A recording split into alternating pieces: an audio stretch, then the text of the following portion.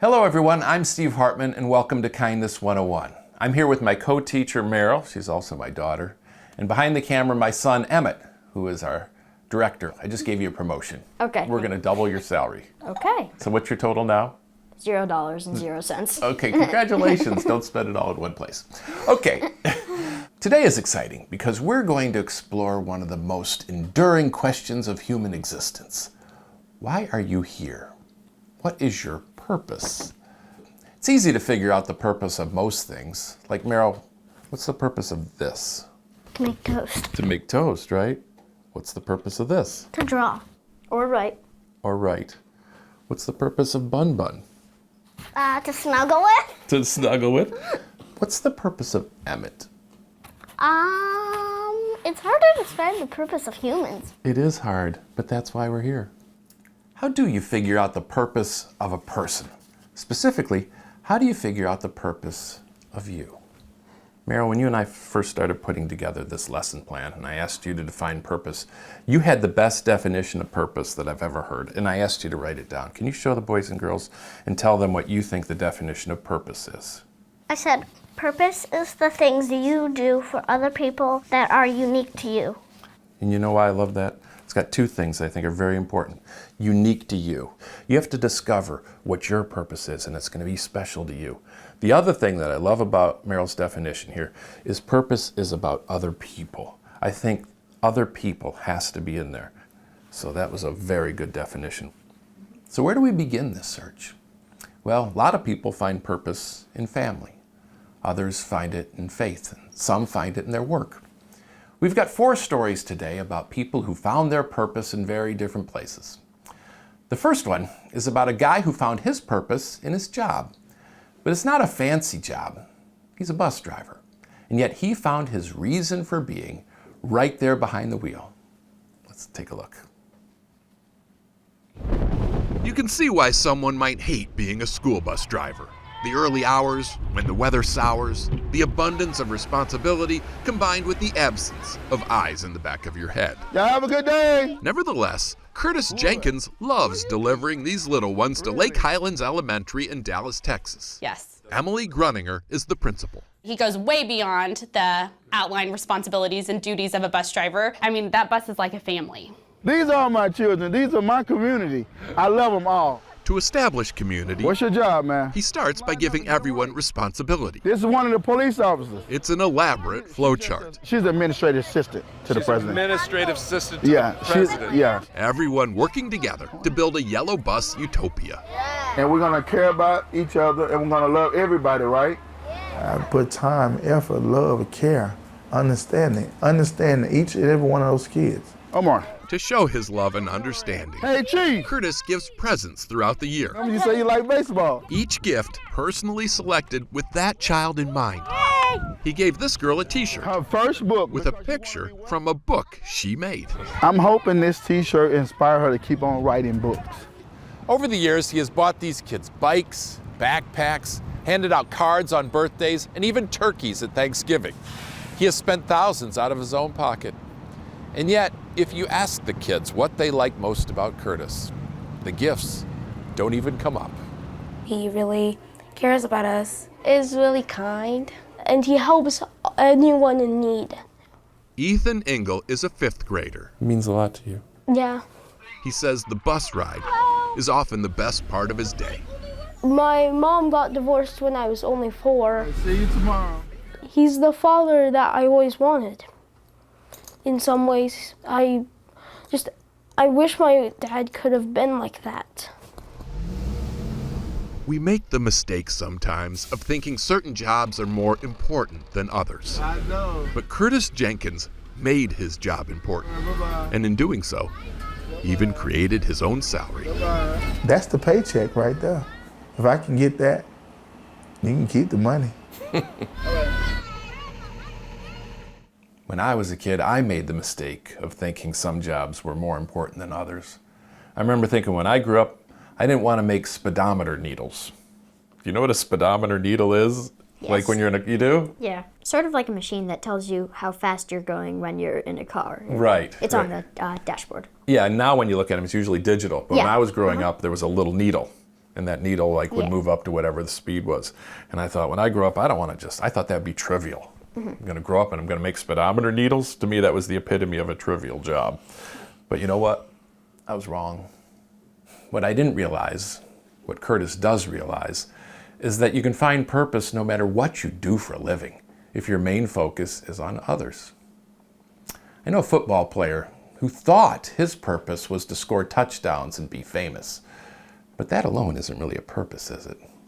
Fortunately, this guy eventually discovered his real purpose about as far from the football field as you can get. His journey began when he met a stranger in a bookstore. Take a look at this. In the bestseller section of this Barnes & Noble, Kathy Rackley found a novel story of her own. I mean, a chance encounter in a bookstore, how wonderful is that? Did you have any idea at all who he was? None. And you didn't tell her? I didn't, but I knew they were gonna find out. Yeah. But I wasn't gonna say it. Fact is, Kathy may have been the only one in Athens who didn't know the name Malcolm Mitchell. Number 26 for the University of Georgia Bulldogs was one of the top recruits in the country a few years ago. He's Georgia royalty, and presumably, if Kathy had known that, she wouldn't have stood in that Barnes & Noble, talking his ear off about the book club she'd just joined. I mean, he like stepped back and he said, "You did?" And he said, "Can I join your book club?" And I said, I don't know if you want to join mine. We're all 40, 50, and 60-year-old women. But Malcolm was undeterred. So now, one of the top wide receivers in the country meets monthly with his book club lady friends. Oh yeah. And then he went to the wedding. I love that part. He's the only man and the youngest by a generation. But Malcolm doesn't care, nor does he care what anyone thinks. Somebody called me a nerd. It's not a word that I'm used to hearing. Is it okay though? Are you okay with the label? I was proud of it. Great. It's like a badge of honor to me, knowing where I came from. Malcolm confessed to me that when he started college, he could only read at about a junior high level, and it bothered him. So he started putting as much effort into his reading game as his football game. Every free moment, he had a book in his hand. He's now reading things he never dreamed he could. And although some of the book club selections he would never pick himself, Malcolm seems to enjoy them all. Yeah, the ending was great. Looking at your life now, all you've accomplished, what are you most proud of? I finished the Hunger Games series in about 2 days. Reading the Hunger Games. Yeah. Have you seen any of the footage? Have you scored touchdowns? That's not your most proud moment? That came natural. That's a gift. I had to work to read. But his greatest talent may lie in his ability to step so outside his comfort zone, to be able to meet people and focus so sincerely on what they have in common instead of their trivial differences. Nice to meet you. Nice to meet you. Sometimes football makes great men, and sometimes great men just happen to play football. Malcolm went on to play football for the New England Patriots. He even got a Super Bowl ring. But is that a purpose, really? Winning an award, even if it's an award as big as a Super Bowl? Let's ask Malcolm. He joins us now. How you doing, Malcolm? I'm doing well. How are you doing, Steve? I'm doing great. After our first meeting, I told you that I didn't think your purpose was football. And when I told you that, you said nobody ever told you that before. And you got this big smile, kind of like you got now. Why did that make you happy to hear? I think I realized at a young age there was more to a person than their athletic ability. And to hear someone recognize something in me that was more relevant was refreshing. Do you still play football? I do not play football anymore. These knees of mine, they can't handle it. So what is your purpose now?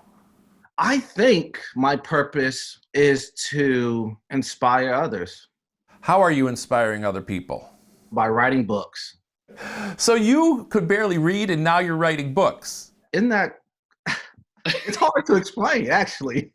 Here's a copy of the first book I did with Scholastic. It's called The Magician's Hat.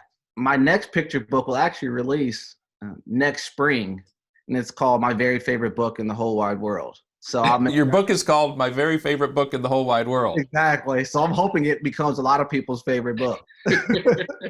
And why does all that feel like more of a purpose than football did? Performing on the field The capacity to effectuate change is limited. But as a person who writes books, the impact you can have is limitless. And you're getting kids to read. That's a purpose if nothing else is. Tell me where that can happen on the football field on Sunday. We've always admired you so much. We named a fish after you. You want to see him? Yes. Oh, I love it. That is Malcolm Mitchell too. He kind of represents my personality. He's kind of bright and showy. Emmett is the one who names the fish in our family. Why did you want to name your fish after Malcolm? Just because when I named him, it was right after you had gone and did that story, and I was very inspired by it. That makes me smile. Malcolm, thank you so much for joining us.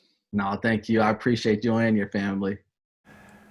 Malcolm discovered a love of reading that helped him find his purpose.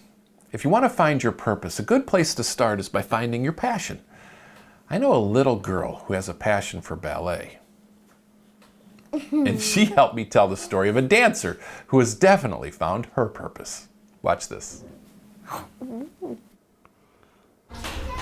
I must admit, when my 5-year-old daughter Meryl took up ballet, I assumed it would be a passing phase. Kids burn out, and even professional ballerinas are often done by 30. But I have since learned there is one remarkable exception, which is why I came here to Dallas, Texas. Actually, why we came to Dallas, Texas. To meet the women I want to become. Suzelle Poole is every ballerina's exemplar. More than 7 decades in dance and still on her toes. Most ballerinas can't begin to imagine this. Certainly Suzelle never did. When I was about 26, I knew I only had a few years left. And how old are you now? 79. Is it hard to dance when you're old? And I don't find it difficult. Some people think that I dance better than ever or something, but some people haven't seen me. You know, They weren't alive. Born in London, Suzelle started dancing at the age of 7 and eventually performed around the world. Today, she still does guest appearances with local dance companies with no plans for a final farewell. Even when she broke her arm a few years ago, Suzelle was back at the bar within a week. Okay, what's your favorite move? Move? Your favorite move? That's a very interesting question. I do the Dying Swan very well. That's a solo ballet that puts the dancer on point for almost 3 minutes. Obviously, Suzelle still loves it. In fact, the only thing she likes more is sharing the joy. She now teaches at the Royal Ballet Dance Academy, inspiring local kids and the occasional traveling junior journalist who would have never forgiven her dad if he didn't bring her along to meet the one person in the world who understands her passion better than anyone. Ballet helps everything. If you're not feeling well, you do a ballet class and you feel better after. Does that happen to you too? Yes, that's true. So true. From the tips of their toes to the glow in their hearts. She grew up loving dance, like you. But she found her purpose in teaching dance. Teaching others what you know is a great way to find purpose. Maybe you could be a teacher someday. Maybe you could teach Emmett how to dance. Please don't. So far, we've talked a lot about people who found their purpose through their job or what they do. But a lot of people, maybe even most people, find purpose in those they love. Loving someone can be a purpose unto itself. Want to see what I mean? Sure. Watch this. Around Starkville, Mississippi, Charles Evans is known mostly for his questionable taste in lawn furnishings. But I came here for something undeniably beautiful. The man with the plan. Charles met his wife Louise back in 1949. When you looked at her, it's like, whoa, like electrical shock. Really? I guess it's love. To Charles, true love is so powerful, nothing can stop it. That's a big 4-letter word. Nothing. Straighten it out. Which is why, after she died in 2011, after 60 years of marriage, he decided a grave marker wasn't enough, that their love deserved more than a monument. What their love needed was a museum. And so, in a little outbuilding behind his house, Charles Evans built just that. This is our memorabilia area. Inside, he's got the shoe shine stand he was working at when he met her. He's got all the music they used to dance to. And he's got 4 walls packed solid with pictures, documenting every significant occasion. And this was, we went out to lunch. And most every insignificant occasion. This was a different place at lunch. Different lunch. And this, she didn't like that one because they caught her laughing with food in her mouth. Needless to say, he doesn't get a whole lot of visitors, which is fine by Charles. This is our last dance. In fact, you get the sense he almost enjoys his alone time more. On slow days, he slow dances with Louise. I guess I'm trying to relive our life, would you think? Maybe. I don't know. It's so hard to explain, you know. But it's not a suffering memory, it's a beautiful memory, you know. Sometimes people try to tell Charles to move on. But in his mind, why would you want to make a bunch of new memories? This is us again. When the old ones are still so good. Yeah, she was lovely. That's a beautiful picture. I think loving your spouse or your family, giving them your all, I think that can be a very good purpose. And it certainly fits with the definition that you gave us at the beginning of the class. Let's look at that again. You said that purpose is the things you do for other people that are unique to you. That's just perfect. Do you have any idea what your purpose is? I have the teeniest bit of an idea. What do you think, maybe? Spreading joy and helping others when they feel bad or sad. Like that sort of stuff. I think you'd be very good at that. I think you'd be very good at that. Emmett? Spreading joy. Spreading joy? Making people laugh. Yeah. He's very good at making people laugh. You've made a lot of people laugh through our classes. What about you? Do you know what your purpose is? My purpose? Well, being a good dad and a good husband. I've got a few purposes. But you know more and more what I think my purpose may be? Using the stories that we tell to help kids learn about kindness. I feel like I'm finding my purpose through this class. And maybe you guys are finding your purpose in that way too. So that's it for today. Be sure and join us next Monday for our next class, which is going to be about service. Volunteering. Doing things for other people. Service. Service is a great way to find purpose, actually. So be sure and join us for that class. In the meantime, if you want to reach out, you can get to us by email at kindness101@cbsnews.com. Teachers, please join our Facebook group. That is called On the Road for Educators. Teachers, please join. And of course, if you like the stories we showed, I have new ones of those every Friday on the CBS Evening News with Nora O'Donnell. Did you know there was toast in there? Until then, stay kind, everybody.